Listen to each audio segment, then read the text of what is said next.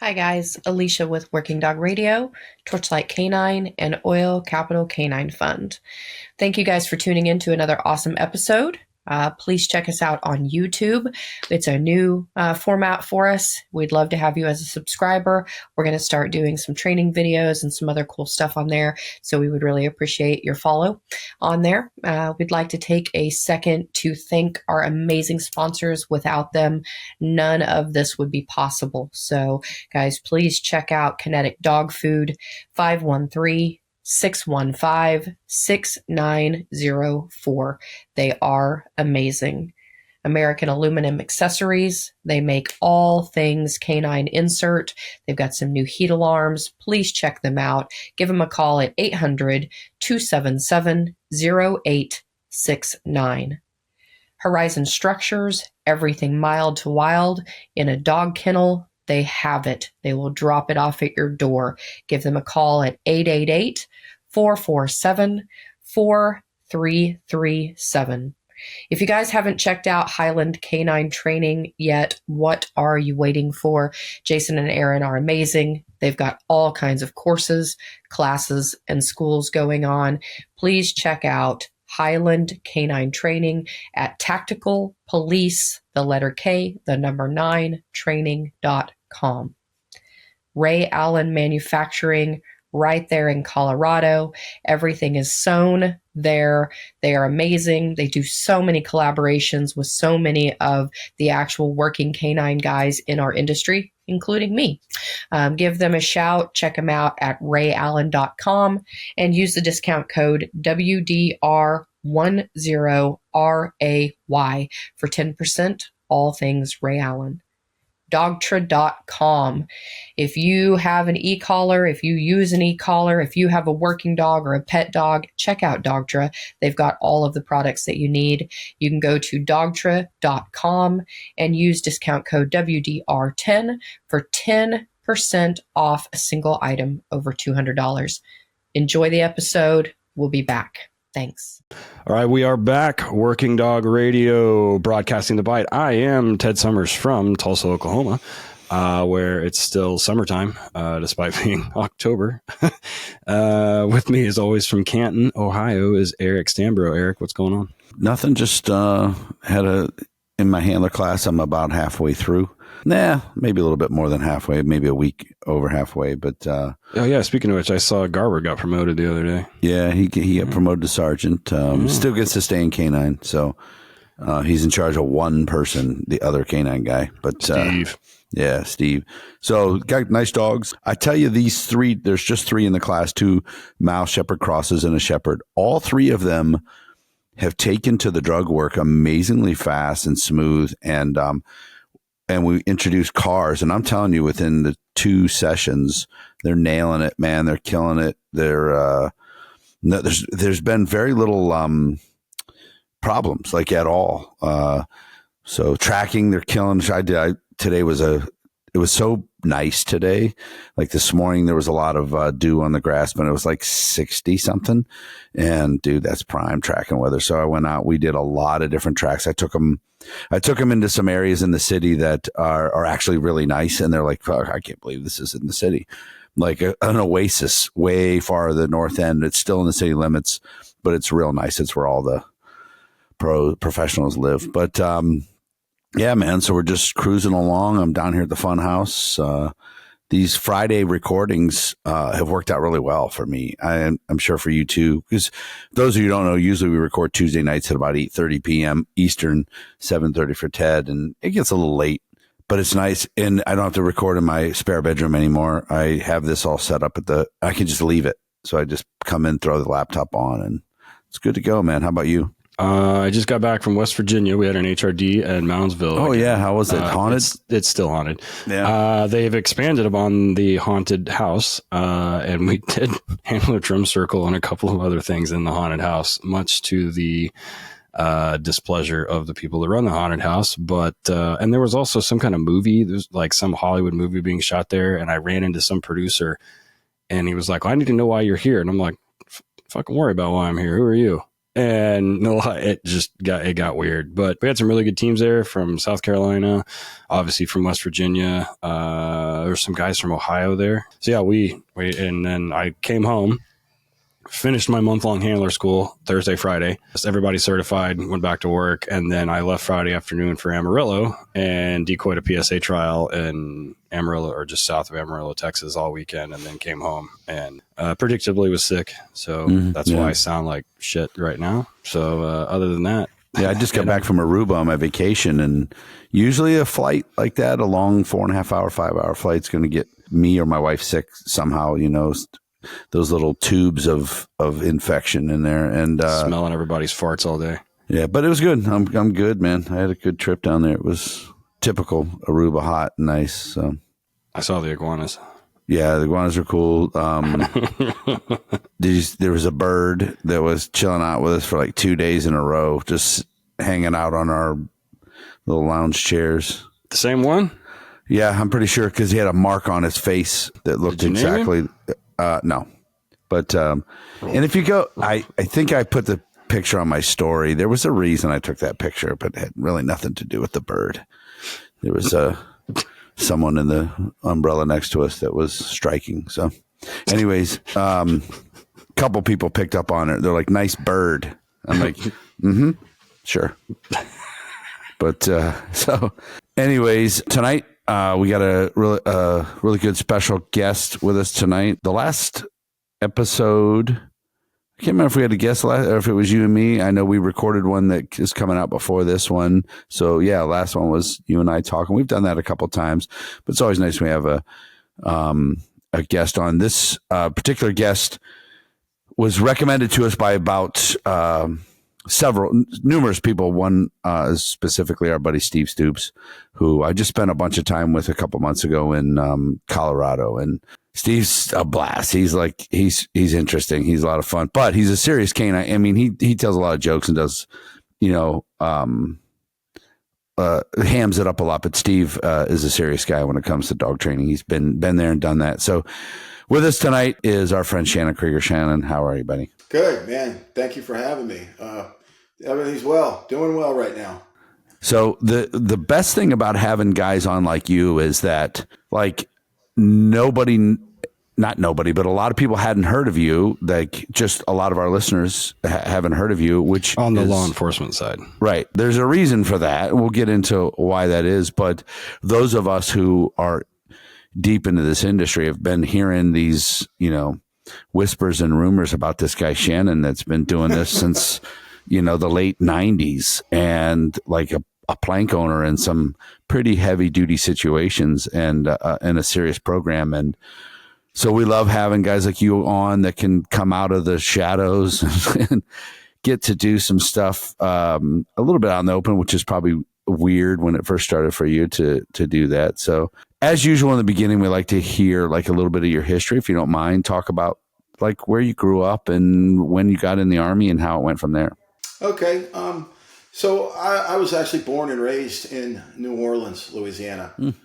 Straight up, went to school in New Orleans, ended up across the lake, but a big fan of Mardi Gras. I'm a big fan of the city. So it's a lot of fun. When I was a senior in high school, I went to a dog and pony show, a capabilities exercise for the St. Tammany Parish Sheriff's Office.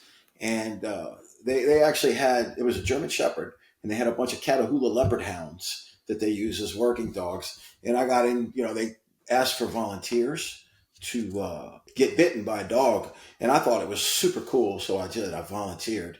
And once I did that, I guess I was bitten by the bug, which is sort of a contradiction because I kind of stayed out of canine for a really long time. I ended up going to Florida State. I played tennis. I was a scholarship athlete at Florida State. Stoops likes to tell everybody that I played professional tennis, which I sort of did on a very level to where I got beaten all the time. Mm-hmm. So I wasn't very good. But after that, I ended up beating around and joined the Army when I was about 26, 27 years old. I was having fun.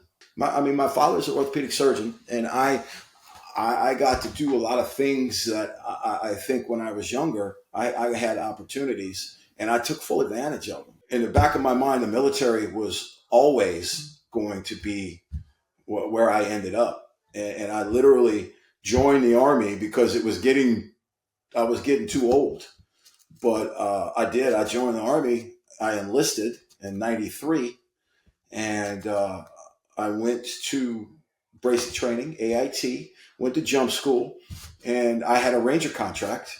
And jump school is on Fort Benning. It's like really right next door to the old Ranger Regiment, 75th Ranger Regiment, where their headquarters was. So when you were standing outside graduating from jump school, you could see like 4 or 5 Ranger instructors walking across a field coming towards you. And they were coming to get us. And they walked up and they said, I don't care who has a Ranger contract. Anybody standing here want to volunteer for the Rangers? Raise your hand. Of course, we all who had contracts, we raised our hand because we'll take anybody, because I don't care where you're going. If you want to come with us, we'll work all that out. And about 18 of us walked across this big field, and we went to, back then it was called RIP, the Ranger Indoctrination Program, as a private Spec, an untabbed Spec 4, because I had college, and went to Savannah. So Ranger Regiment is broken down into 3 battalions, 1st, 2nd, and 3rd. 1st Battalion is Savannah, Georgia. 2nd Battalion is at Fort Lewis, Washington. And 3rd Bat is at Fort Benning. When we finished RIP, we all lined up on a fence. And we ran 100 yards, touched the fence across the field, and came back. And whoever finished first got their pick of battalions where they wanted to go. So me and this guy, his name was Derek, we raced across the fence. And I came in first, so I said, I'm going to 1st Bat. That's where I want to go, is Savannah. And he came in second. He goes, I want to go to Savannah too. And they said, only one of you can go. And we had to race again to see who was going to do it. And I ended up going, and they ended up letting him go anyway. They were just messing with us. But I ended up in the 1st Ranger Battalion and absolutely loved it. I drank the Kool-Aid. I was one of those guys who, when they said get in the truck, I jumped in the back of the 5-ton like it was the last ride from anywhere. And as a private, you aren't allowed to sit on a seat. You've got to sit on the floor. So you're basically nut to butt with every other private that doesn't have a Ranger tab. And that's your total sole purpose as a private, is to do some tabbed Spec 4's bidding until you cut your teeth enough to where they would allow you to go to Ranger school. And it usually takes about a year. You're a private for a year.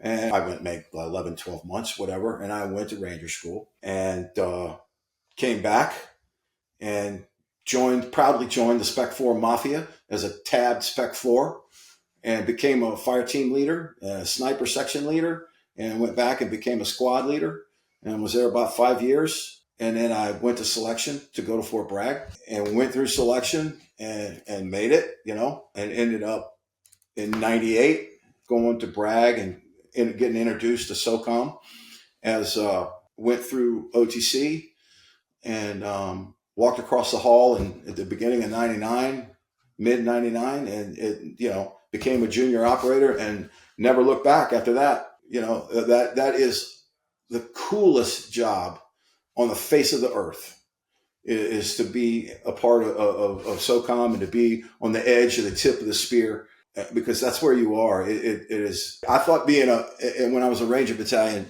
being a fire team leader was really cool and fun. But, once you go to, the big boy place, it's absolutely 100% a great experience and a wonderful job. And that's really kind of how I got involved with dogs, because when we talked about this earlier. So SOCOM is operator concentric. Everything revolves around the operator. I don't care who you are. You serve the operator. You're there to support the operator. I don't care if you're a colonel. I don't care if you're a general. It does not matter. You're not at that location unless you're supporting an operator, unless you are an operator. So, that's just the nature of the beast. So a couple of guys were doing some advanced training, and it's basically structure clearing, and noticed a couple of things that they could have done better. And a couple of the guys there, one of them was Pat McCauley, and the other guy was Alan Miller. They just decided that a great idea would be to use a dog in a certain scenario. But we didn't have a dog yet. This is pre 9/11, so there was not a canine program in special operations. They didn't exist yet. So they got together and talked about how to do it, talked about what to do it, the logistics of it, how to man it, how to fund it, how to do this, how to do that, and got a proof of concept approved by Colonel Pete Blaber. He was also part of it. You got to have an officer in the Army. The enlisted people enforce everything, but it's the officers. They're like lawyers. You can't do anything without a lawyer. And they got a proof of concept to get 2 dogs and bring them into SOCOM and to see what was going to happen. And I walked into a team room. I was asked to volunteer. I volunteered for it. I walked into a team room and there was a Mal sitting in a kennel, shaking the kennel, barking and growling and doing whatever. Hey, by the way, that's your dog Arco. Go say hello. Okay. And thus it began. That sounds like a trick, like like a hazing trick. Well, I asked Alan and I said, dude, this is the test, right? Because I was stupid enough to go open the kennel door and to reach my hand in there and grab him. Mm-hmm. And then literally I was the guy who just went in and did that. It's not, I wasn't fearless. I think it was more stupidity. I didn't know any better. It's like, hey, open that kennel. Well, yeah, I was going to ask, like, at this point, because Ranger Battalion didn't have dogs yet. No. And so at this point, like in your military career, I think probably the only time you had contact with dogs was with the MPs or with the MAs. Yeah, no, that's it. So it was all trained out of Lackland. Yeah, right. As you probably know, that was the only dog. And it was the guys that were driving around with dogs in their car, giving us hassling us at the gate, mm-hmm. coming in. After a night of drinking, walking across because you couldn't drive through the front gate. They just make their night to put a ranger in jail. But, there would always be an MP with a dog somewhere. And good for them, man. I think it's a cool thing. And that's literally how it was born. And again, this is all pre 9/11. And I walked into a room. Here is a leash. There is a dog. So where did this dog come from? The first dog came from Global Training Academy in San Antonio, Texas. That was the first one. The second one came, there was a female Mal that came in there that didn't work out, that was fired immediately. I can't even remember where she came from. And then a Dutch Shepherd that came from Kenny Licklider. And we had, the guys at Bragg have been working, doing stuff, training with the Secret Service, doing a lot of things like that. So the Secret Service canine guy at the time, and I think he's still there, is Brian Mowery. Brian, we reached out to Brian and said, hey, dude, here's what we're thinking about doing. What do you think? How can we go about this?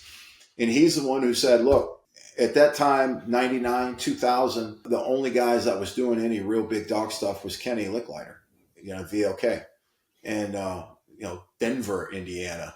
So we went out to Kenny's. We went to Von Litt, and I ended up spending probably, 8 months out of a year at VLK. I went through every course he offered. I ran courses for him. I did, got a cold drink from a fire hydrant mm-hmm. in Canine. And it was because I just volunteered. I thought it was the coolest stuff ever. When 9/11 kicked off, we were at a spot to where we thought we knew how we wanted to use a dog. We had bomb dogs and we had dual purpose patrol and bombers. And, we were doing, trying to track, really weren't doing that, but area searches, doing some building searches, doing what cops were doing. And it just sort of rolled around, and then 9/11 happens. So when 9/11 was actually going on, I was at the vet. Alan Miller and I, he had another dog. The other dog was a Dutch Shepherd. His name was Bart. And I had Arco. And we were sitting at the vet's office, and we were watching the towers go down. And the next thing we know, we're getting paged. Oh, yeah. And it's like, okay, this is real. So we bring our dogs, go back to work, and all of that surreal stuff happened right then and that day. I was with my team, and we were sitting in a gun jeep with orders to engage an airplane if it came overhead. And I'm like, okay, this is real. That's when it became really, really real for, I think, my whole team sitting out, guarding the front gate of the compound. And it was weird. It was really weird, but it happened. And at that point, it was not even really an institutionalized program for us. It was still a proof of concept that we had started. I think we still had 2 dogs. We were working on 3, 4, 5, and 6. And then, when 9/11 happened, we kind of had to take a little bit of a breather from canine work because we had other things going on. And I was part of the retaliatory strike when 9/11 happened. Shortly after 9/11, we launched as part of Operation Sword Strike. And, the Green Berets made that movie 12 Strong. They went and worked with the Northern Alliance, and we went and did some other stuff. And that's when really it all happened. It all kicked off after that. When we got to Afghanistan, we actually had the dogs with us, but we didn't use them operationally yet. And that wasn't until, after 2002, 2003, prior to Iraq. We had a footprint in Afghanistan, and we had dog teams working there. Alan Miller was one of the first. I think him and Pat were the first dog teams in SOCOM to actually be operational. And that was just right after, 9/11. We were doing follow-on operations after the initial strike, and I was in a Little Bird crash. Alan and I were sitting on the pod of a Little Bird, and it crashed. We were getting ready. We were on this mission, and we were hanging out in the desert, and we were getting ready to leave, and we were flying a security perimeter, waiting for an exfil bird to come pick us up. And the helicopter went down, and I ended up underneath the skid, and Alan was on the other side of the pod, and we both got hurt pretty badly. And that was late October 2001. And after that, the world changed for me. I became a full-time canine guy after that accident because I couldn't really do anything anymore. I lost the use of my left arm for a while. I had a skid across my right hip, and subsequently had to have that replaced. And it was just a bad day for me, unfortunately. The bright side of that is I became the sole full-time canine person for the unit, and with the tasking of moving the program forward in a direction that made sense. So that was kind of my marching orders, was like, here's what we want you to do. So we want you to move forward. What about it? So without being too specific, what were they working on where Pat and Alan were like, you know what, this would be easier, safer, smoother, whatever. I mean, because we were talking about this before we started recording, like normally you don't have operators or non-canine guys advocating for dogs, especially if they're not been around them a lot. Like I kind of want to hear what they were doing that they were like, you know what, this would be, especially since this is pre 9/11, because like right now, like people listening to this that come from Ranger Battalion or that come from that side of the Army and that side of the DOD, like the working dog program now is so well entrenched that, I mean, I've talked to some of the younger guys and they're like, I can't imagine having a team without a dog on it now. Like I can't imagine what that was like. And of course, so I kind of want to hear like what the inspiration was. How about that? Well, unfortunately, I'm not ever going to talk about that. Right. That's why I said without getting too specific. But I mean, I will tell you. Let's just say it's advanced structure clearing in a sense that what this became was a reason to get a dog program, and at that point, it doesn't matter what the reason is. It makes no difference. Let's get the canine programs here because, these guys are like, this will work. I promise you this will work. I mean, literally, that's how it's going to work. That's how it's going to go. And then the further along we got into when the op tempo starts picking up, we start to understand and start to see that just having an explosive detection capability that's out front, or having another capability that's going to, stop a dude from getting shot. We can do so much more. And that's when we started considering direct action, counterterrorism, hostage rescue, that kind of thing, to push it forward in that sense. And that was really one of the nexus that we needed. Let's get the dogs here, and then we'll work all the rest of the stuff out. So in guys like in your generation, from your unit and from other units that are similar and everything else, like in the story that, because we've had on like one of the Marine dog handlers from the big side, that was one of the first guys into Iraq the first time with a dog. And they had him shipping all over the country. They're like, oh, we need a dog here. We need a dog here. And they had commanders that were like, what? You have what does he even do? So, and a lot of the story, your guys' stories revolve around right place, right time. Because pre, 2001, it was kind of like peacetime, the Clinton years, like nobody did a whole lot of like anything crazy. So talk a little bit about, like you say, we're pushing it forward. And from my understanding, you at this point hadn't had a background in canine at all. No, so not at that level. So, did you know what a Malinois was prior to Arco? Actually, I did, but I had no idea what a real high driven, Mal was. I mean. And he was just, I'm not going to say he was mean, but he was a little edgy. And the good ones usually are. Yeah, it was one of those ones where the tail never stopped wagging, and it was just, everything was go, go, go. Let's go for a walk, Yeah. And what I know about that unit and units like that is there's not a lot of time for there's not a lot of time for learning. There's not a lot of time for making like the same mistakes over and over again. So I assume the learning curve was pretty steep. Yeah, well, it is. But the good thing about SOCOM as a community is you are encouraged to think outside of the box. You are encouraged to research, to try new things, to push that envelope and be better. That's part of what's inside you that gets you through the gate. Going forward and contributing and making these programs work, that's what keeps you inside the gate. Because getting in is not the hard part. It's staying is the hard part.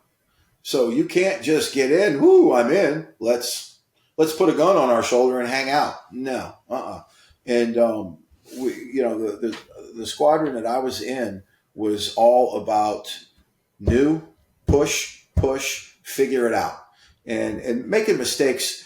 I'm not ever going to get in trouble for making a mistake. I'm going to get in trouble for not trying, and that was sort of the mentality that we had. And when we started when Iraq started to really push in full tilt from let's say 02, 03 to 04, 05, we were putting together dog teams. We were and a dog team could be 4 or 5 guys, 4 or 5 dogs, K team. You're assigned to these guys and go. So we were still figuring out how we were going to use them in direct action, how we were going to use them in counterterrorism, which is why we sort of went to law enforcement to try and start and figure out how to do it, because those were the only people that were doing anything like that with a dog. And I ended up in Utah with Wendell Nope and found Lane Kreitzer, who was a SWAT guy and a dog handler and was using dogs as entry. And I stole a bunch of things from him. And my eyes started to open wider and wider as to go, we could, okay, now I know what I want to do. Now the end state became, I want a dog to go into a building with a bunch of guys with guns, and I don't want them to get bit. I want the bad guy to get bit. I want him to find the bad guy. I want him to give the guys with guns enough of a hesitation or a nanosecond to where the gun is not pointed at them, it's pointed at the dog, and the bad guy's going to get killed by the good guys. That's all we wanted. Now go figure it out. And that's what we did. And literally some of the old guys, some of the guys in the early program were like, we're never going to use a dog this way. And this is why it became so important to have operators as dog handlers. Because if you want to institutionalize anything in SOCOM, anything, I don't care if you want a cool pair of shoes, if you want to have it institutionalized, it has to be supported by the operator. And that's what our job became, was to support that operator and to figure out what we can do to make sure that the bullet doesn't go at him first, goes at the dog. And that's kind of a hard reality, but that's what they were used for. And it became, expansion. I was sitting in a video conference with the SOCOM commander, and he said, so how many dog teams can you put together in 3 weeks? Because we probably need at least a dozen. Oh. And I was like, 3 weeks. yeah. No, this was an actual tasking. And it's like, no. Pat McCauley was still in charge. And he's like, we're not going to be the community canine section. We're going to be straight. We're going to be TF Green specific. We're not, we'll help everybody, but we're not doing it for them. And this is sort of how everybody else got involved, because when the op tempo in Iraq really started, so we had an HVT, a couple of high value targets, to where we had some guys get involved in a gunfight with them, and they were in a building, and two guys were going upstairs. They were going to hit the landing, make a right down a hallway, and they were going to assault the building. At the end of the hallway was a machine gun. And these guys had the wherewithal to send the dog up there first. And the dog, his name was Ewan. He was a turf, and he was our first casualty. He was our first KIA, because he went in front of those guys up the stairs, cleared the stairwell, hit the landing, made a right turn, and ate a machine gun and was killed immediately. And the two guys that were behind him stopped, reassessed what they were doing, and walked away. And when they came back from that deployment, both of them walked up to me and said, we're alive because of that dog. So keep doing what you were doing. And that was really kind of one of the catalysts that I've spoken of. That dog getting killed instead of guys getting killed opened a lot of eyes for people, and it became the flavor of the month. And while all of this is going on, 02, 03, 04, 05, we're in the middle of a huge expansion. We're going from 2 to 4 to 15 to 40 dogs. And we're going from Pat, Allen, me, then other handlers, to, this is when I met Steve. I met Stoops when I was at VLK, and he was nearing the end of his career. I started training with him. I started doing seminars with him. He was near the end of his career as a cop from Anderson, Indiana. And I asked him, dude, come work with us, please, because we're doing this really cool stuff. I can't really talk about it, but if you come over here, come to this side of the fence, we'll be able to have a conversation. And Steve was like, yeah, look, I got like another 8 months before I can retire, so I'm going to still stay. I was like, not a problem. There was another guy that we hired who was I met at VOK as well. He's from Colorado. I haven't spoken to him. I don't really have permission to mention his name, and so I'm not. But he was from Colorado, and he became the first civilian cop. He was a SWAT cop He was a canine officer, and he was the first civilian trainer that we hired in that time frame of our massive expansion. And while we're hiring trainers, we're also building a kennel. So all of this is going on at once.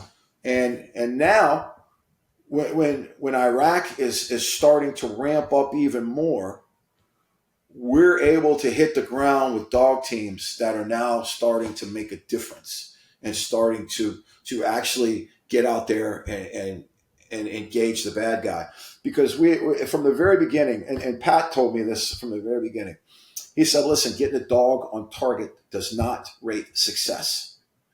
Getting a dog on target and saving somebody or finding a bomb or biting a bad guy, that rates success. So that is what your standard is.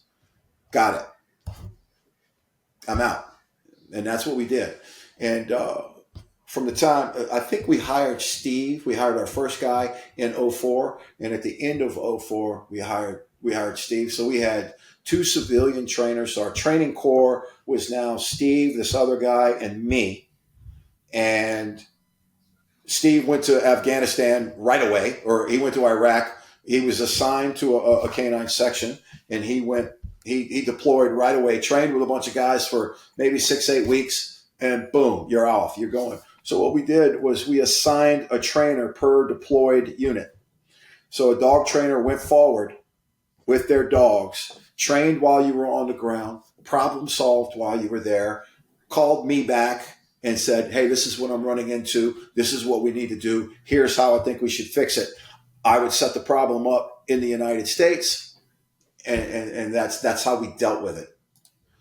That's what we did, and it was sort of a mandatory thing to get those dog trainers forward, because we couldn't problem solve and see. We needed to see what they were doing. Why is this happening? Why did the dog not do this? Why did the dog not do that? Well, we need to get the dog trainer there, and we'll work that out. And that's what we did. And we were able to push the dog guys, all the dog trainers forward, because they were assigned as a squadron dog guy. And you supported that group. And that became, and in typical fashion, with the unit, the guys took ownership of it. So they became yours. You became theirs. And, you were brought into the fold. And it was, it needed to happen, because once they did that and they saw what the dogs were capable of doing, we started to get more and more and more work, which is why we're rolling up to 30 or 40 plus animals at one time, because now we're churning. The dog that we had gotten killed, I mean, it's unfortunate, but it wasn't a saving grace, but I mean, it pushed us to a next level that we weren't expecting. And all of this was, happening in just 1 or 2 years. And it was really, really fast. I mean, really fast. And then we were given marching orders that everybody else now is going to have dogs. So TF Blue came over. We're always talking with that. And TF Blue's first dog guy was a guy named Bill Eikenberry. Now, Bill was a senior teams guy, old crotchety bastard, one of those guys who's been around forever. Everybody knows him. It's like he just won't go away. Let's give him a dog. And I remember being in Western Iraq with him, and we were training, and we were fast roping off the back of a 47. And he was getting ready. I mean, he was working, and we're just like, okay, here we go. But because we had pushed trainers forward, we're able to have that ability, and that was a huge part of our success. Was, look, here's how we're doing it. We're not telling you have to do it this way, but this is how we're being successful. Go off and do your own thing. And I don't know if a lot of people realize this, but when the Rangers had their first canine program, it was made up of all civilian handlers. There was a time when it was, I can't remember the name of the company, they had a contract to support dog teams to the Ranger battalions. So the Ranger battalions, and these were just coppers. These were straight cops, dog SWAT cops, canine cops. I met a bunch of them overseas and was training with them, and they were going out as an attachment to a Ranger platoon and conducting operations. And I was like, man, that's cool. But who are you? Do you even, here's an M4. Yeah, can you shoot? Well, I mean, that came up, you know, it's like, but I mean, some of them got into gunfights. Some of them did some really cool things. But how I looked at that was that became my pool to hire more trainers. Because Jim Haggerty was one of them. Craig Patton was one of them. A couple other guys from Mississippi were all there. And these were all guys that were buying dogs, and I was training with at Von Lick. So I knew them already. And now I got to see them over there. I hired Mark Curry from there. I mean, I spoke to him in Mosul, Iraq, and he was supporting, the Ranger dog program as a handler. And I was like, I got an idea. Why don't you come work for us? And he did. He took the job, and then that's how I hired a couple of other civilians that way.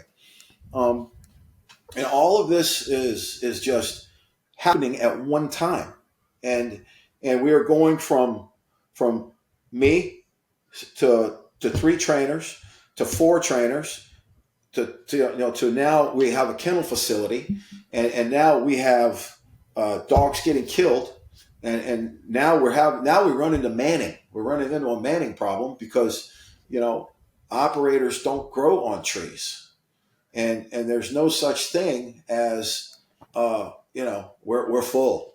We got extra people. That just doesn't exist. Yeah, you're not gonna change standards, or you're not speeding anything up. No, right? That's just not going to happen.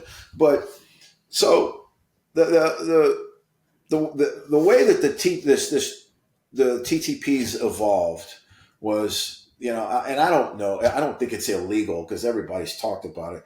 The call out was born. The call out was something that you gave the bad guy a chance to vote. So, and the Israelis did it. A lot of other military units do it. You surround. It's a cop tactic. You surround it. You put up a fence, and then you call them out, and you come out, and then it's an escalation of force. And this was tailor made for a dog. One of the biggest things, the other takeaways that Pat and Alan were really big on, is you can't make a dog fit the plan. You can't force that. Yeah, there's something that I say at HRDs. I tell people, I'm like, you can't let the dog we do not let dogs drive tactics. Yeah, thank you. Yeah, that's a better way of They putting it. do not drive tactics at all. It won't. And if they do, you've fucked up somewhere. Yeah. No, the dog doesn't make the plan. It's a plan, and the dog is a part of it or is not.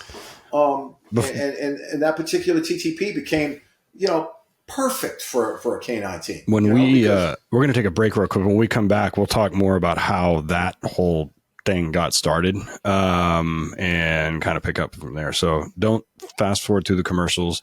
We'll be back in just a second. Hey guys, it's me again, back with some more awesome sponsors. I want to talk a little bit about Ray Allen Canine Manufacturing. Who else in our industry allows us to come to them with ideas as handlers, as dog professionals, and say, you know what, I think I would like to make this, or wouldn't this be a good idea? And they will actually sit down with you and talk to you about your designs. I've got a collab with them on a muzzle, on a leash and a collar. They're amazing to work with. Their products are top notch. They're made in America, in Colorado, and we love Matt. So give them a holler, check them out on socials at Ray Allen, the letter K, the number 9, or visit them online at rayallen.com and use our discount code WDR10 RAY for 10% off. Guys, have you visited DOGTRA lately? If you go to DOGTRA, they have their new online portal, and it's really cool, very user friendly. You don't have to call them and order them anymore. You can go to mydogtra.com, and they have everything there. You can set up an online profile. They keep your orders. They know what you've used. We use everything, their ball droppers and poppers. We use their e-collars, their 1900S hands-free for our officers, their Q and their 280 for our pet clients. We use all of their products all the time. Eric travels around and does seminars specific to DOGTRA, so you can have him come in and teach a class on how to use it. Check them out, dogtra.com, and follow them on their socials. We love KINETIC dog food. Ted has been using the large format. It makes excellent tracking treats. He uses it for teaching article indication. It's these huge nuggets of food that you can lay down, grab, put in your trainer's pouch. The quality is excellent. We love Debbie and Dave. We have a great relationship with them. They want to know you. They will talk to you about nutrition, about what your dog's needs are. They'll help get you set up. Their food is available everywhere. We've gotten it off of Chewy. You can buy it at stores. Please check them out. KINETICdogfood.com. Your dog needs these nutrients, and they are really specific to our industry's needs. They have a full line of supplements now. Please check them out. We'll have some soon that we can give away. Go check them out. Follow them on their socials at KINETIC They'll really appreciate that. All right, we are back, Working Dog Radio, broadcasting the bite, talking with our buddy Shannon Krieger from one of the SMUs the SMU in the Army. I don't know, talking about the early days of the canine program. And what I think is crazy, right? I think I mentioned it before the break, is I have a lot of friends that are still in that community that are canine handlers and or guys that are out that work canine handlers are like, bro, I can't imagine being, and guys that weren't also that were not canine dudes, and they're like, I can't imagine being on a team without a dog at this point. Just about everything they went on, there's certain ones that they didn't, obviously, but he's like, and just about everything we did, and it's trickled down to all of JSOC SOCOM. It's trickled down to a lot of law enforcement, special operations, and it's trickled down kind of across the board, right? So you have programs now, like the Ranger Battalion program is super successful. And you were there when they didn't have that program at all. In fact, that program is probably one of the more respected that's visible anyway, in the military for sure. And typically when I talk to Ranger handlers, those dudes are generally very squared away and know what's up. So, and since you guys were, I don't want to say you were flying blind, but you had this new asset, and then it's you were champion for free thinking, for finding a solution to a unique problem with a dog. And now all of a sudden this happens with Erwan, and now all of a sudden you guys went from being kind of like a pet project to having, would you say 40? Yeah, we went up as high as 40. We had kennel space for, a ridiculous number of dogs. And it was, so if you look at 3 4-man teams plus spares. So you're looking at any given time, dogs in a training cycle. Where are they in their training? All that kind of thing. Where are the handlers in their training? So dogs are just being fired for in those days, we didn't like the way the ear laid down. We could fire it, it didn't matter. But yeah, so that evolution of how we were figuring it out is a big part of it was when I met Steve. So, and you guys know Steve. So he's a bit of a savant when it comes to a dog. And our relationship was, our chemistry was really good because Steve was the guy who's like the baker. He used to tell me all the time, hey man, we can't make an omelet if we don't break some eggs. And I'm the guy who's paying for the eggs. And I'm like, hey, okay, but we only have so many eggs and so much time. So let's figure this out. So we would literally stand in a room with a dog team and walk through what we wanted him to do and then we'd have a tennis ball, roll the ball into the room and do CQB behind them. And we figured out this thing, room to room to room to room. And that's how the CQB dance was born, that's how we introduced, I guess the Rangers call it assaulter neutralization, but we were doing close quarters battle. We were doing CQB with a dog, and we just threw a ball in a room and made mistakes. And, we had the dogs in muzzles and people were getting bites. One of the things that we figured out quick when you're doing this CQB dance is if you get a dog, our dogs came from Holland, most of them. A lot of our dogs were KMPV. Most of them were Metloff, so they were high scoring, high driven dogs. And this will be a cool segue into something that we should talk about too, is the selection process. But we were trying to figure out, we thought we needed these big, giant, man-stopping dogs. Fearless, crush everything. And it turned out that what we really needed was the exact opposite. I mean, picture this. Picture a dog going in and engaging a bad guy and then taking 13 dudes plus a couple of the bad guys and stuffing them into a Blackhawk and flying away. How's that going to work? Yeah, the dog's trying to kill everything. Yeah, that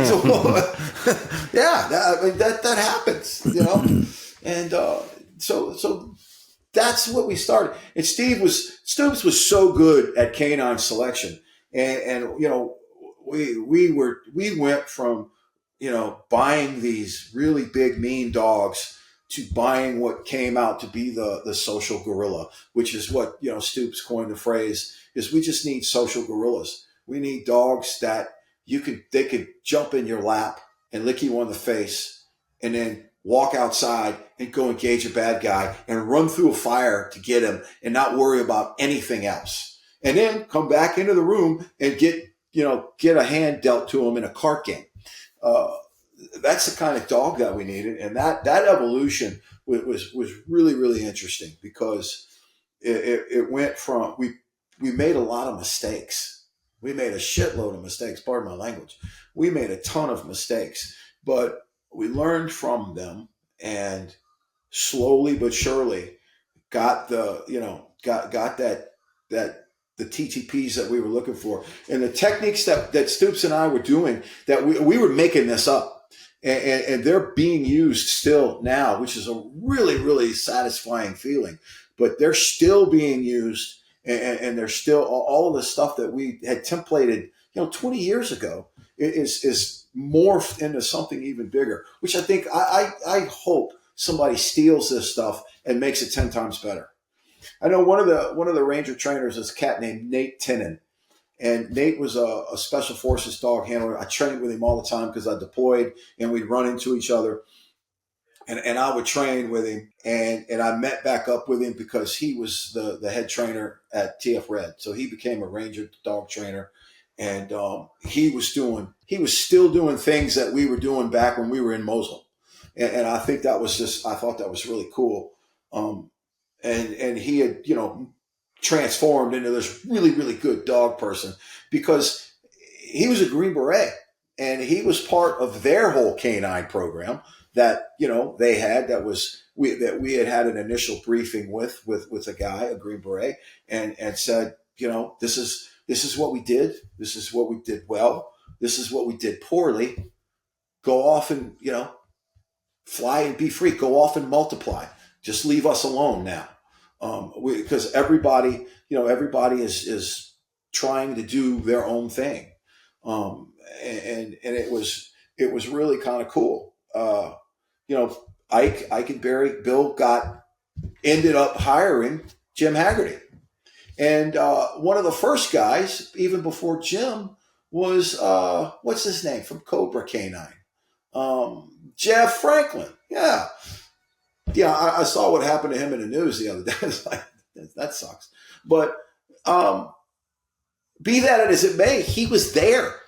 He was there at the beginning. I won't comment on that little thing in that little book everybody calls him the godfather of the modern commando dog.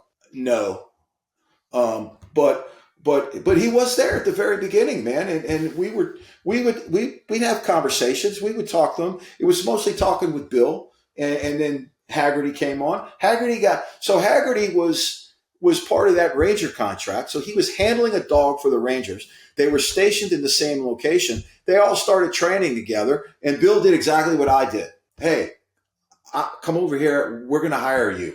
He did that with Jeff. He did that with Hag, and he did that with a bunch of other guys. Yeah, and Hags had a fantastic career doing that. Yeah.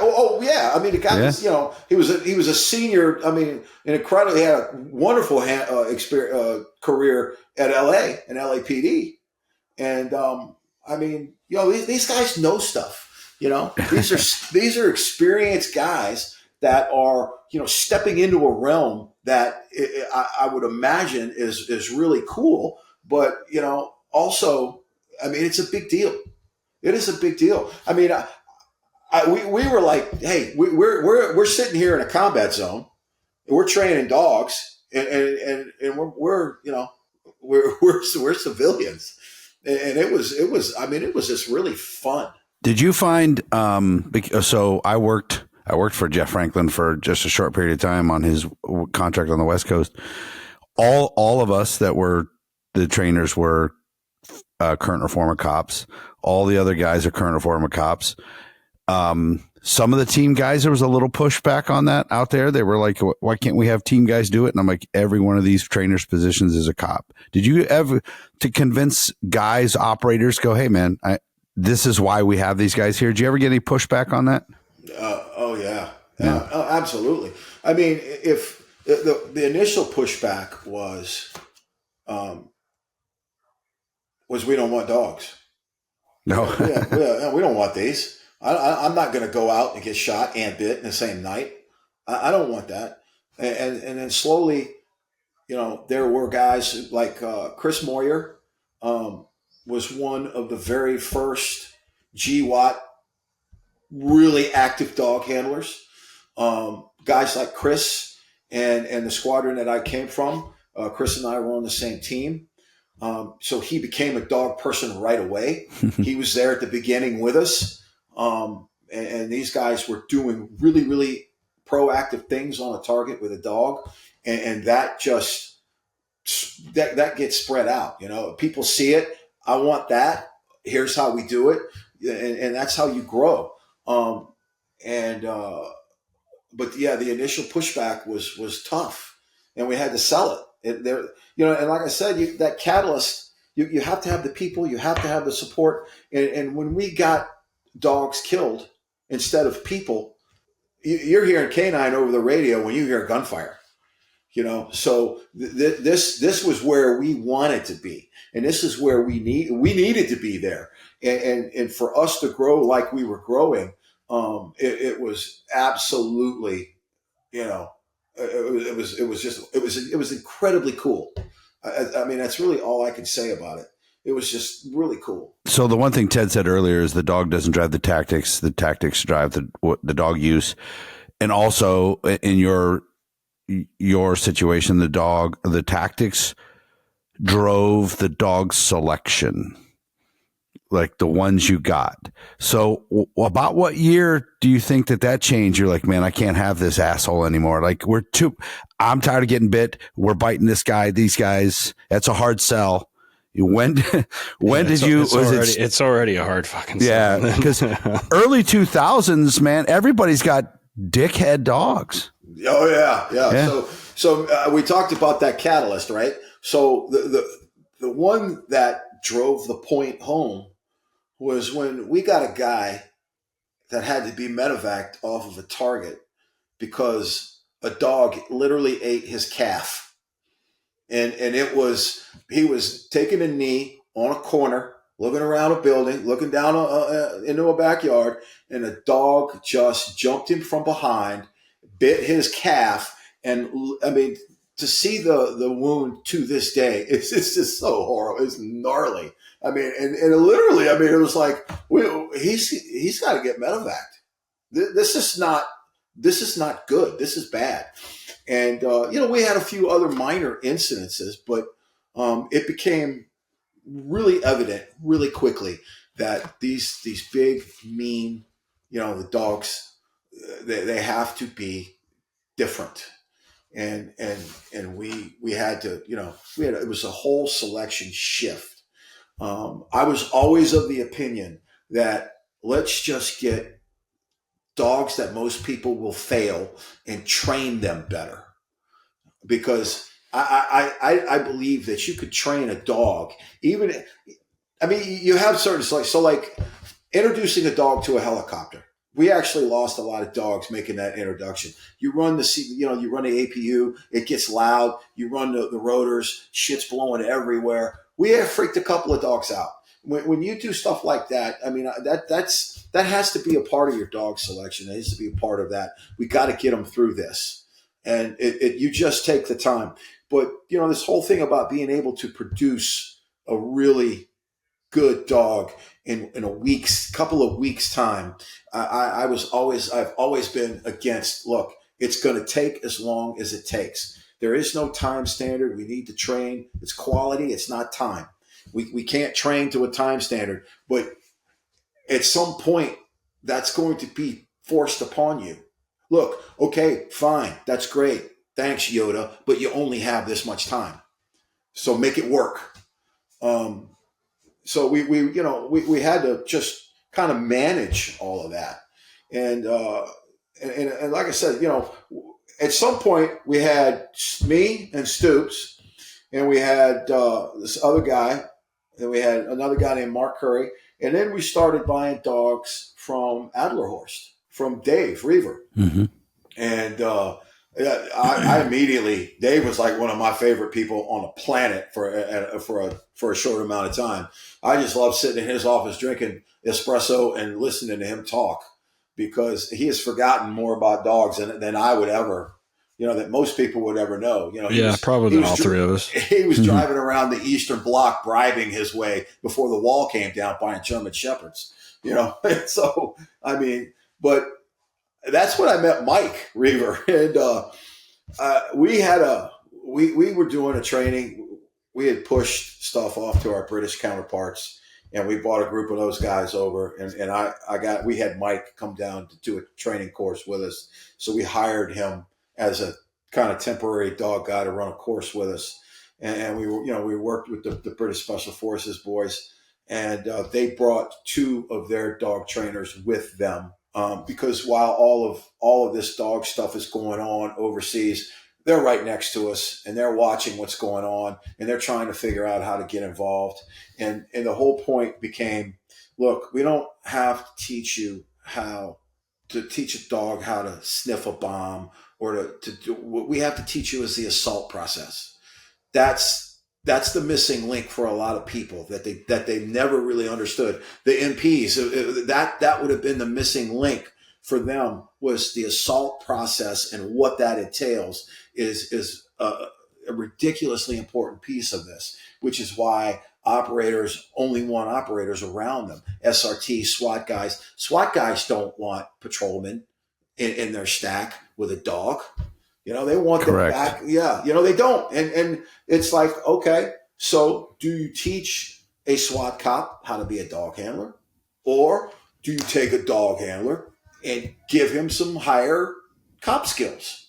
It's interesting. Before we had, it's been a while, Benito Olson on, and he was an MA in the Navy. And when DevGru was doing their thing, that's where they were farming a lot of those guys from, and listening to Benny talk about it. He's in his late 20s and he fucking shows up, and he's not a SEAL. And they're like, who the fuck is this guy? Like, who are you? Where'd you come from? What are you doing here? And it's kind of the same story, right? So now obviously that program is their own successful like program and pipeline and everything else. But it's interesting to hear that it's the same, like even what you just talked about in the training time, like one of the biggest problems like right now, and I say guys in your generation in law enforcement, and Eric, you know what I'm about to say, most guys, because Eric used to do like a 20-week school, like green handler, green dog. And now, like for instance, where I'm from, Oklahoma, we have a minimum, you have to do 160 hours to get certified. So a month, that's it. And most trainers of your guys' generation kind of bemoan the loss of the 20, 25, 35 week schools. And they're like, oh, we're just not producing very good dogs. And I'm like, well, I mean, results say otherwise, but I mean, it's always a fucking hurry up and get it done. Yeah, obviously it can be done, and when you prioritize it and break it down to its bare minimum, yes, it can. So I want to say, it was around 06-ish, whatever. I was tasked to go start recruiting non-operator dog handlers, which became our direct support dog handler. Now, you get a lot of guys that go through selections. You get a lot of guys that go through OTC. Some of them wash out. Some of them are given an opportunity to come back. Some of them are given an opportunity at another career path until you're waiting to go back or whatever. So the canine section became another career path for somebody who couldn't make it through door number one, but they might make it as as a canine guy, and they became a direct support dog handler. And I went to Germany. I went all through Europe and recruited about a dozen MPs. And I would come in, give them a brief, tell them this is who I am, this is what I'm looking for, and I'm recruiting for this. And we had there were like 5 or 6 guys that were really, really good. I mean, really good. Guys that I really liked. And we brought these guys in and ran a selection for them, a handler course for them, and they were assigned as a direct support dog team to a Saber Squadron. And you want to talk here? This is a true story. The 3 guys we hired, our first round was like 3 or 4 guys. 4 guys.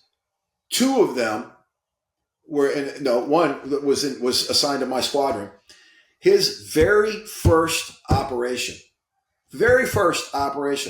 he goes out and gets shot. His very first time that he stepped foot on, he didn't get shot, he took some shrapnel, that he stepped foot on a combat operation as a newly minted direct support dog handler for CAG. He got into a massive gunfight and ate some shrapnel. He and his dog ended up getting a Purple Heart. But I mean, that was, you want to talk about a cold drink from a fire hydrant. I remember the afternoon asking the commander, I was like, sir, can you take it easy on these guys? Do you mind? Let's just bring them in slow. Yeah, well, you know how that's going to go. And I was like, crap.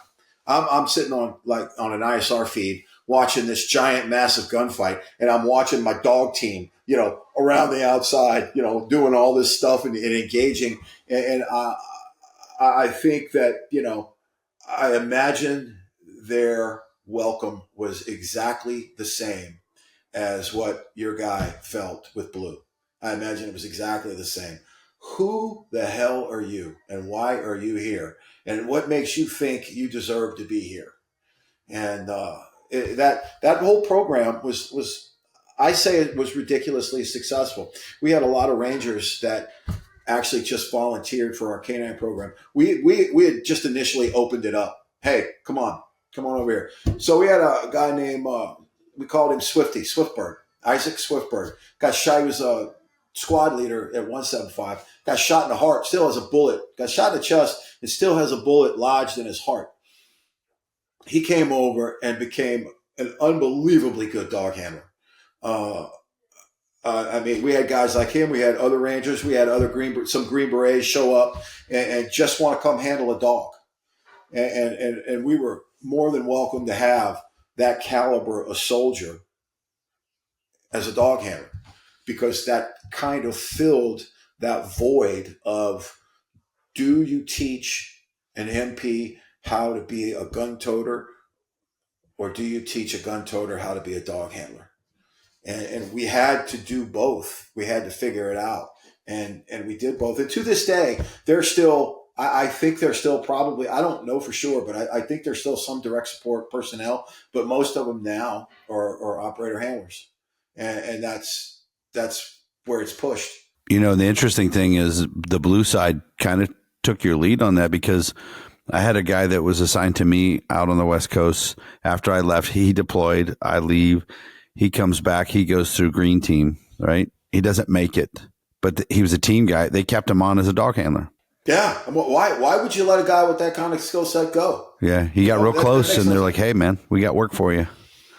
They kept him on over there. Chances are they might even let him come back. Yeah. Handle a dog for a couple of years, get some maturity or whatever his problem was, and go figure it out and come back. And at that point, he's part of the team. Why would you? We had Dave Nielsen did that. Yeah, he told that story about how he quit the Army like 14 times and then came back. Yeah. Dave was like a squad leader at 175, and I just showed up, and he had already left. But I mean, I heard horror stories about how mean he was and how hardcore he was. You would not get that from talking to him. No. But then you would not. Holy shit! So he ends up going back into the Army, going to selection, making it to selection, going through OTC, not making it the first time, coming over, being a dog handler, getting pepper, having or that experience go through, then go back and be an operator. And I mean, that's a freaking career. Oh yeah.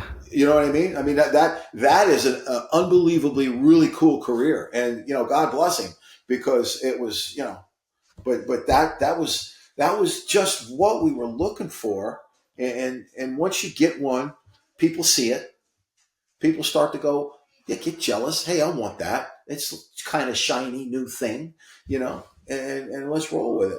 I want to take our next commercial break. Before we go, though, I want to ask you one more question. We're talking about dog selection. What was your ideal weight range? What did you end up with? Because I'm sure it wasn't the big giant one. Where'd you not what you started with? We wanted the 60-pounder.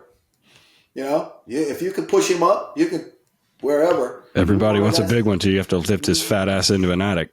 Absolutely. Thank you. Or you got to go over a wall with him. Yeah. Or you got to do whatever. Yeah. No, thank you. Or you got to put his big ass in a small little cage in a helicopter. Yeah. It's funny, when we had Steve on, I said something about the helicopter, and he goes, none of the dogs, he goes, we failed a lot of dogs, like you said, over the helicopter stuff. He goes, they never loved it. He goes, hell, I hate helicopters. So he goes, I get it. Yeah, no, me too. Yeah. All right. So we're going to take a break. We come back. I have a couple things that popped in my head based off of something you said earlier. So we'll jump in some other stuff here when we get back. So stick around, guys. If you skip the commercials, check the show notes for the discount codes. Just about every one of our sponsors has a discount code of some sort. So we'll be right back. Hey, everyone. Thanks so much for tuning in. Please check out our friends, Jason and Aaron Perguson at HIGHLAND Police Canine.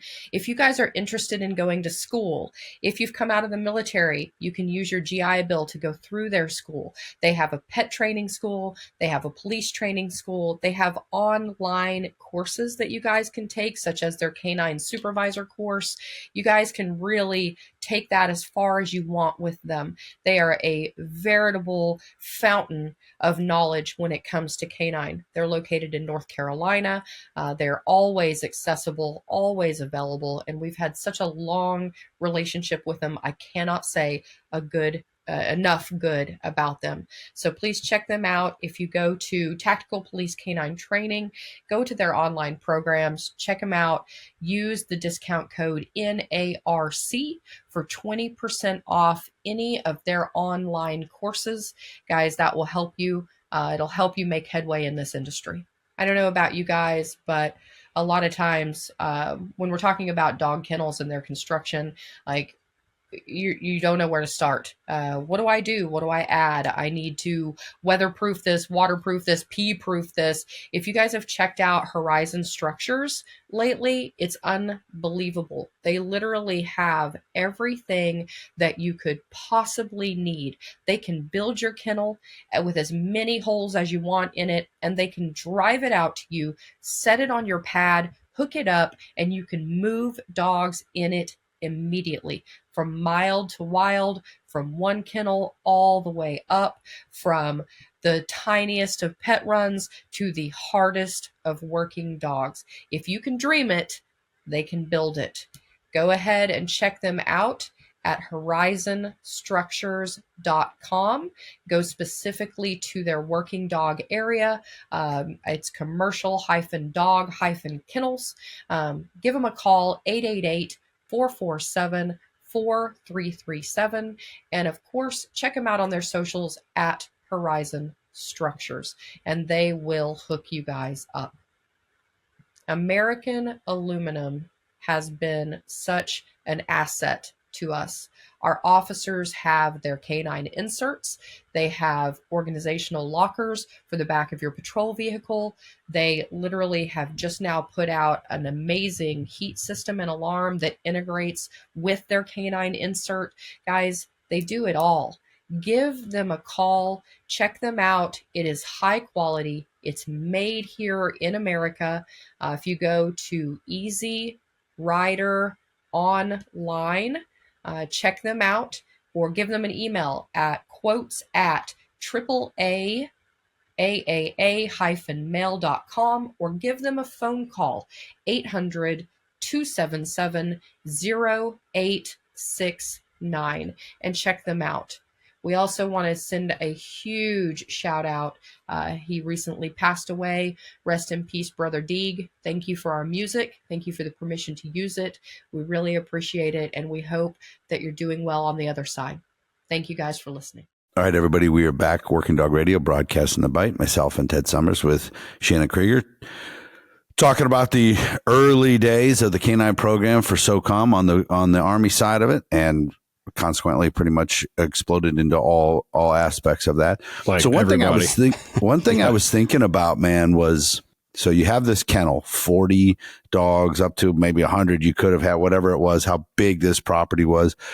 One thing that I'm thinking maybe you guys the Army had to kind of invent was this special operations dog medic, like the veterinarian side of it, that because we've had a lot of medical people on that were like, we've had a couple people on that were assigned to you guys. Well, some were with the Green Berets, some were with the different ones. Those probably didn't exist. Oh, well, they didn't if they didn't have dogs.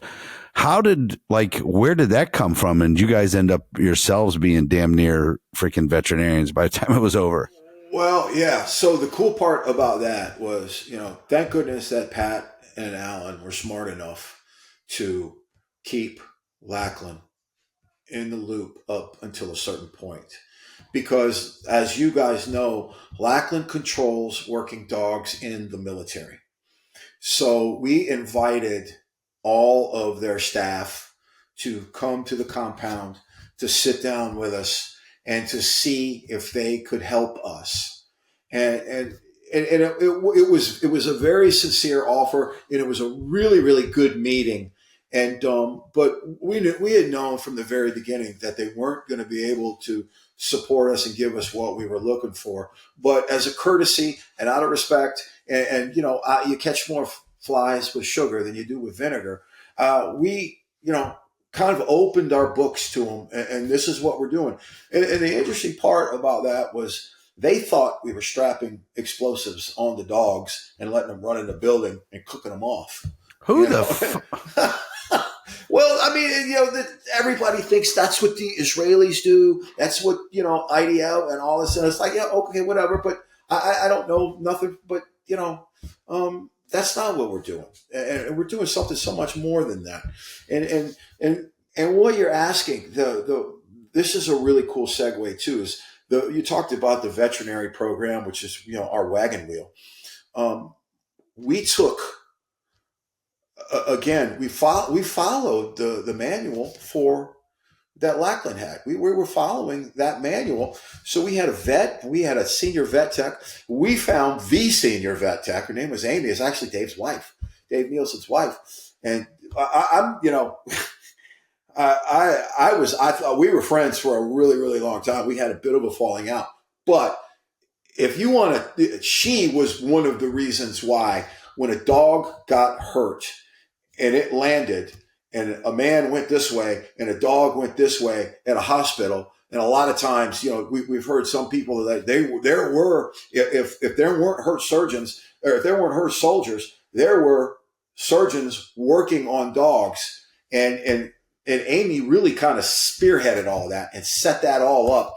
And she came in to wherever we were and went to the hospital, went to the cache and said, here's what we do. And she prepared basically a room for a dog to come in that was blown up or had a GSW or whatever. And so that was all her, because she was going around from outstation to outstation to outstation, prepping these people, talking with the physicians, talking with the vets. I mean, we had to. I would go to one of the first things I did was I would go to the local EOD guys and find out what they had. It was like a shopping center for me. What are y'all finding? Because at this time they had, that company that was sexy. They were sending everything, the databases that were being the IAD databases. So I was over there at the guys that were actually, finding them, taking them apart and doing stuff with them, diffusing them. And I would go in there, and that's what I would use for training aids. So we were using real, finds for training aids when we went overseas. And that was kind of the mentality when it came to all of the equipment, the whole veterinary process. We had some really cool vets, that would come and work for us. I mean, we ended up with a mini little surgical center. We had an x-ray machine. We had a whole 9 yards. Amy was cleaning dogs' teeth. It was a regular hospital for vets or for the dogs. And they were really well treated, unbelievably well treated. And like, I can't say enough of what I remember sitting in outstations with her, just sitting down, just watching TV or something. And she had just finished setting up the emergency hospital for the dog that's going to get shot. And there's a couple of times where dogs are alive now because of that. And we had a canine get shot up in, I can't even remember where it was, but the MP station that was there, when they heard that we had a dog injured, they all showed up at the cache with their dogs because they knew the dog needed to be transfused. And they automatically came and their dogs gave blood. But this was, nobody knew that you were going to need a transfusion from a GSW for a dog back in the day. This is what had happened. These TTPs and all of this information is getting pushed out. And now anytime you have a dog that's hurt, you're seeing, everybody that's got a dog that's on that base is coming to give blood, which I think is an unbelievably cool thing. And that's the kind of stuff that happened. The canine equipment was another one that was, the R&D behind that was really cool. Like the first vest, the canine storm vest wasn't the first vest. I mean, we use those guys all the time, and they made some really great stuff. But the other one was the camera, the canine camera. And this is something that Kelly Roby worked on quite a bit. Kelly and I he's a really good friend of mine. I mean, he was, I bought his dog for him. Tupac was his dog. He was a black Mal. But he did a lot of work. You've spoken to Kelly. You know he's not dumb. No. He's a ridiculously smart person. So he's like, well, here's what I'm going to do. I'm going to figure out how to use AutoCAD, and then we're going to do this. And I was like, well, whatever, man, nerd. So I went back in the day. I went to Israel, and I saw what they were using. So the first canine camera was a fixed L-framed camera. It had the battery and it had the lens, but it was fixed. It was one piece of metal. And we purchased them. They made them. They were handmade. We bought two and brought it back. And Kelly and I, it was mostly Kelly, but we took that thing apart, reverse engineered it, and made it, 4 years later, they're buying the same camera that we make now. Because Kelly put, how did we know it needed a pin for the camera to bounce back? You guys kept fucking breaking them. Well, right, because a dog would run into a kitchen and run under a table, and that the top of that camera would hit the table, and it would be, whoosh, and it would stop. Mm-hmm. And it would either break or the dog would get off task, and it would just, okay, let's fix that. Or the power source. Nods use AA batteries. Why aren't we, loading everything with AA batteries? We changed the power. The original power source was burning the backs of the dogs. Oh, I bet. Yeah. And the fact that they weren't sealed. Oh, what are we never going to get wet? Yeah. How many times it's like, where did the dog would show up soaking wet? Where did that come from? Yes, in the middle of Iraq, and it usually it was raw open sewage that they fell in, and it would just be like, oh, take the vest and get rid of it. But we developed a TTP, so the camera, Kelly he designed the camera to close. You put a pin in a spring, you pull the pin, and it pops up, boop, boop, boop. So the TTP was the camera's down. You go through a bit of a little, ritual, set the dog up, pop the camera, flick it on. It's a black and white camera, so it's recording. You're looking, it's actually not recording, but you're looking at a wrist screen, and you're watching what the cameras. It switched to a chest, part of the ATAC system. It became really high speed and complicated. But initially, it was a black and white camera that you could see in an IR spectrum, and an L-framed, that rigid L-frame camera. It was canted off the back, so the field of view didn't have the dog's head directly in the middle of the screen. Right. How do you figure that out? By not being able to see videos. I spend hours looking at the back of the dog's head. So, thank you. It is. And you could see the dog galloping. Those early cameras would give you vertigo too, man, watching them things, man. Yeah. I'm like, I just had a stroke watching that. I would tell you this. Kelly would come with a camera mod, and I would look at it, and I would throw it against the wall. I did testing. That was the litmus test, because for some strange reason, the eggheads at DOGTRA, or these really smart guys, think that when you get on a helicopter and you go into a foreign country, that it's neat and clean and easy. And it's absolutely not. And it is torturous on equipment. Yeah. We had these guys show up. There's a reason they all drive Hiluxes. Yeah. I'm just saying. But that was the limit. We had this. We would have these guys show up where you could shoot. He had this little gun, this little thing. It's like a ray gun, a phaser. He could shoot it through a window and hit the explosives, and it would tell you what the explosive was. And I was like, man, that's really cool. Let's put a bush up in front of it, and it doesn't work anymore. Or let's drop it, and it doesn't work anymore. Another guy showed up that had, it was this antenna array, and it had a pistol grip, and you had to move it right and left. And what it did was it shot you in azimuth in a distance because it was registering the electric pulse of a heartbeat. And the idea was, I don't know where this guy is, but this thing shot through everything. And if he was hiding behind a boulder, a car, or whatever, you could see it would register the electric pulse. There's a heartbeat, this azimuth in this distance. So our idea was, oh, cool, man. Let's go out, fucking chase a squirter, pardon my language, pinpoint his location, and send a dog. Not a problem. The only issue with this thing is it was so not robust that it didn't work. And I took it and went, whoop, and I threw it against the wall on the ground, and the guy lost his mind. And I was like, man, it breaks. This will never work in the field.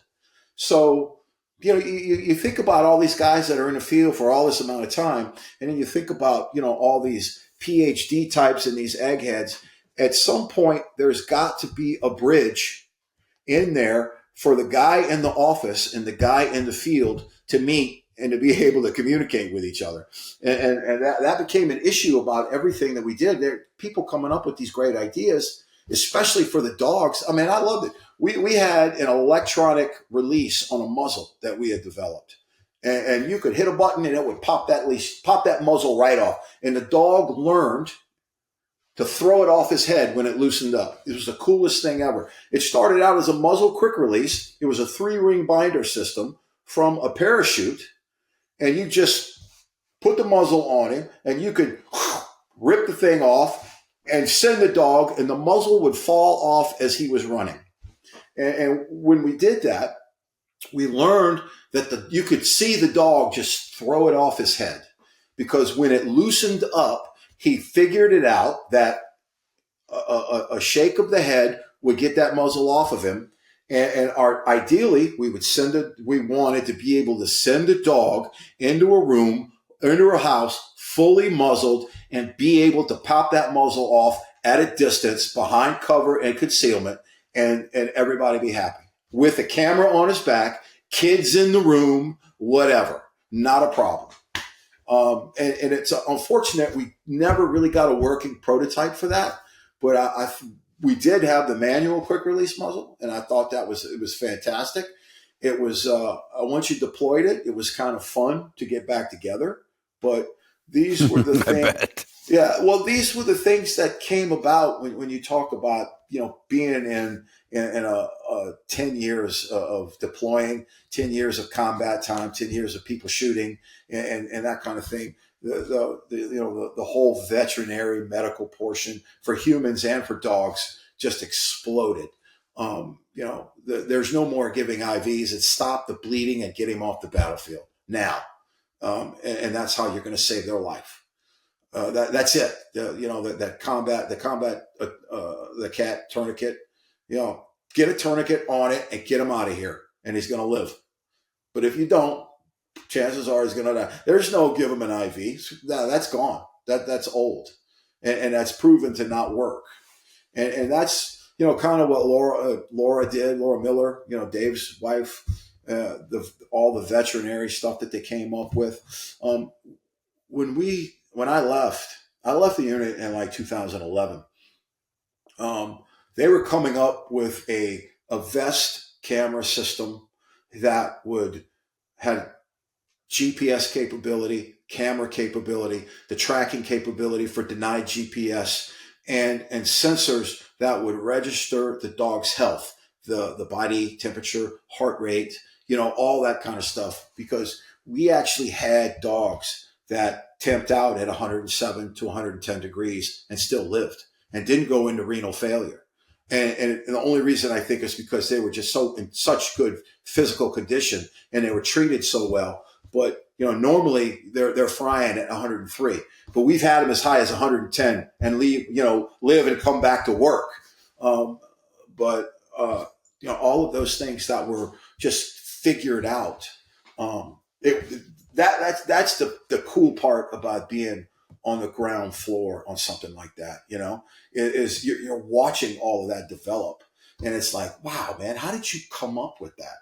Kelly would just get on his AutoCAD and come up with a camera version that camera was totally, pardon my language, that was badass. And that camera system that he really modded out, that thing was that was perfect.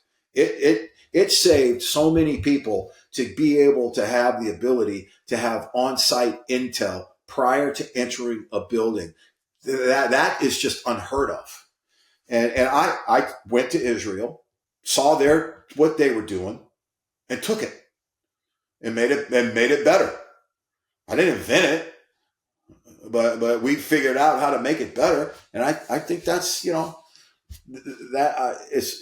it's my opinion that this is the type in this community. I know there are people that are like that and they don't have to be in special operations, but I think the majority of the guys that are in SOCOM, that's just the mentality. It's like, yeah, great, dude. Now, what have you done for me lately? That's that was yesterday. What do we got today and tomorrow? That's that is the cool thing now. SOCOM guys with rolls of duct tape. Just let me just see what we can do. What can we build here? Yeah. So, and you know, I started talking about Mike Reaver. So we were buying dogs from Adlerhorst, and I remember going up to Dave after Mike we had done a training course for the SAS, and you know, they're kicking off their program, and Mike was there, and he went home. You know, he had to go home. His wife, Veronique, really liked North Carolina. So I'm like, So I was talking to, you know, Pat McCauley had come back to the Canine program, and so did Alan Miller to be the program managers. You know, they're now, you know, command sergeant majors at this point. And it was like, hey, we need to hire Mike as a trainer here. And you know, I think it was Alan was like, okay, that's great. But what is that going to do to our vendor? Because we're buying dogs from him, you know, and I was like, I don't know. So I was at Adlerhorst, and I walked into Dave's office, and I said, Dave, how would you feel if, you know, we offered Mike a job full-time with us? And, you know, if he had said no, I wouldn't have asked him. But, you know, he, you know, well, you know, Mike's his own man, blah, blah, you know, how he does. And was, you know, signed off on it. And, cause I had heard that, you know, like I said, Mike's wife, I think she is a kind of an equestrian type person, and where the unit is, it's horse country. And to me, I was like, this is a match made in heaven, Mike. Come on, just come to North Carolina and work for a few years, go back, do whatever you got to do. And he did. So our training corps became me, Steve, Mike, Mark, and one or two other guys. Near the end, around 2010, I was still deploying. I went back to Afghanistan, which is where I got hurt, you know, since right after 9/11. And I came back, and I was like, I'm done. I figured it out. I'm done. You know, I'm happy. I'm content. Whatever closure I need, I got. So I actually left the unit, and Steve and Mike were still there. I think Mike was there a few more years before he went back to Adlerhorst to take, you know, Dave retired. I speak really highly about Stoops, and there's a reason why. And I've told this to a lot of people. It's no offense to anybody, but Steve is one of the better tactical dog guys on the planet. And there's a reason why. It's because he did it for like 20 years at a tier 1 unit at a really, really high level, and did a lot of crazy stuff with a dog, trained a lot of people, and a lot of specialized units along the way. And like I said, he's just done it longer. And it's unfortunate that, you know, he's no longer there. I think that's SOCOM is not a better place without him. And I think when you talk about all of these programs, I've only heard things, but, you know, the footprint isn't what it used to be. So it's no longer GWAT. That big pile of money is gone. And I hope that these canine programs are going to adapt, and they're going to keep relevant and keep themselves active, because, you know, the worst thing that would happen is to dump these programs at this point, is to just phase them out, because we're not getting shot at anymore, because it's a peacetime footprint. That's a horrible thing. But look, we're seeing it isn't, you know, not for guys like you know, in the unit and stuff. It isn't peacetime. No. Never will be. Well, here, real quick, we're gonna wrap it up here soon. I have a funny Steve story. So I had heard of Steve. We had him on the podcast when he got permission to come out and start doing social media and doing all kinds of stuff. And I hadn't really ever met him. I talked to him a bunch, and then I just physically met him at at the Colorado Canine Conference. So the conference is my class is was the keynote class. So I kick off the thing, 3-hour class. I got a PowerPoint. I'm doing all the thing. So then each day there's 2 instructors going on 2-hour classes. So you got this guy, he's got his PowerPoint. This guy, Howard Young's got his, this guy, and then Steve's class. And I go, and Steve has nothing, no PowerPoint. Dude, he just fucking wings it. He just starts telling stories and he's winging it. And he had to do 2 hours. And he goes, dude, I talked about this with him. He goes, I think next year maybe I'll be prepared. He goes, so, okay. I asked a question. I think it was about, teaching the dogs to check a corner. Did you teach a dog to check corners when it comes to CQB stuff? And he was talking, he goes, so we got time. How much time we got left? I go, an hour and a half still, Steve. You've only been talking for a half an hour.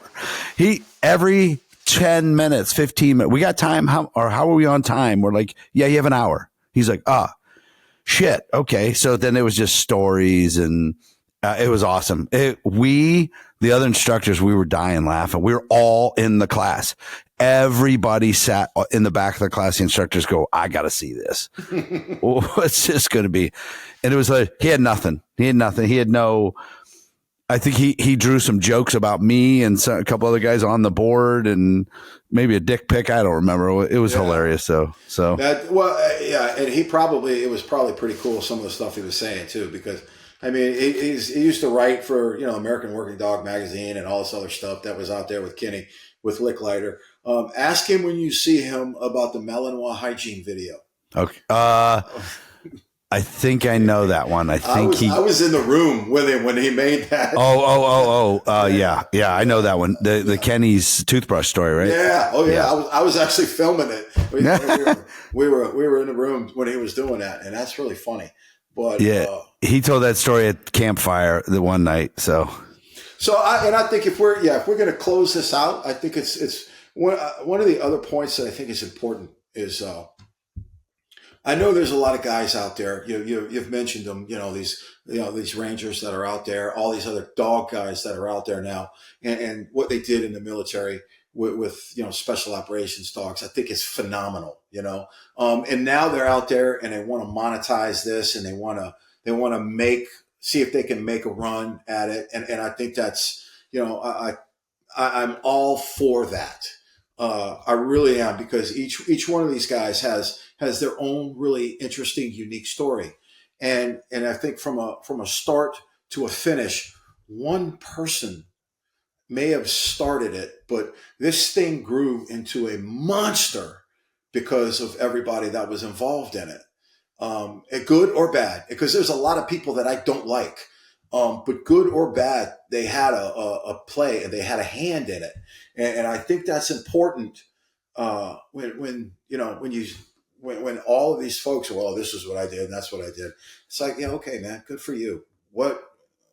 Whatever that is, whatever that program, what it became and how it is, this was the real truth story, of how it started. And I think for me, it's important that everybody know the history, because, now I want to get out there and train some stuff and still do it.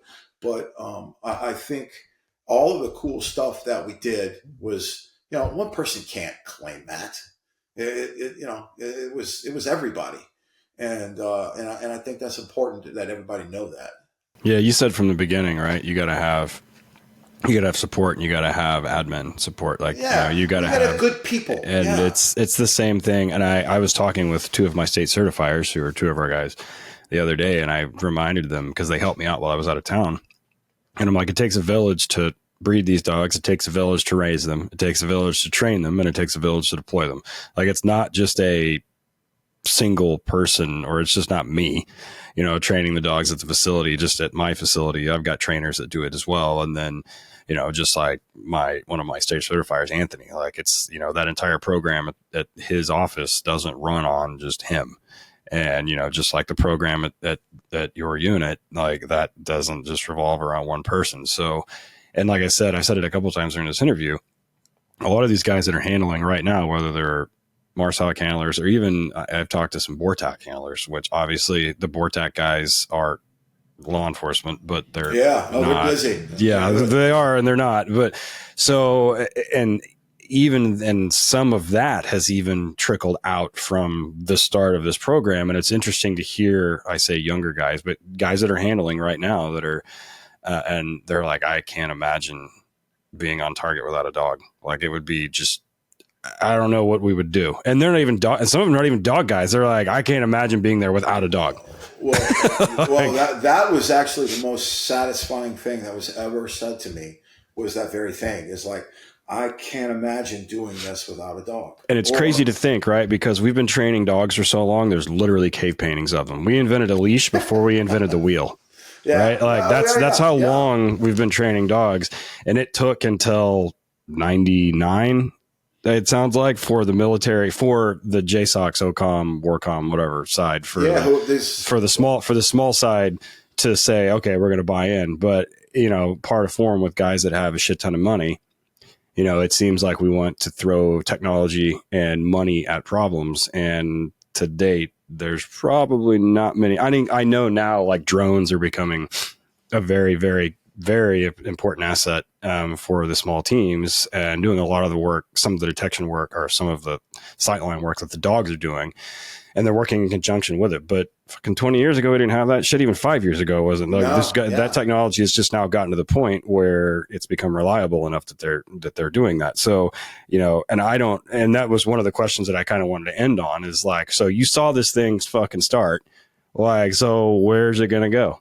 I mean, I know you've been out since 2011, but I mean, you still have close ties to the community. So where do you think it's going to go? Well, I'll tell you, it will go wherever you aren't limited, because, right now, as far as like detection, we've only scratched the surface about that, especially from law enforcement. I don't know if you're seeing any of the, the electronics detection canines that are out there. I work a lot with those guys and those dogs, and I want one of them. Because I mean, I'm a digital forensic analyst for Homeland Security investigations. So I do nerd stuff every day, and I go on a search warrant and I find digital evidence and I analyze it. So I think it's going to go until somebody, it's limitless. I mean, let's just think about what a dog can find. As you know, you've already mentioned this. There's no electronic device that can beat a dog's nose. Auburn University knows that. They don't want that being posted anywhere. They have that little sniffer machine that blows, 1 part per billionth out, and they can't make it small enough to defeat a dog. So no, I mean, look, and that's the only thing it does. Like that's it. That's all it does. Yeah, that's all it does. So one of these days it's going to be cloudy. The little birds aren't going to fly. The GPS is not going to work, and it's going to have to be fieldcraft. And fieldcraft includes a dog.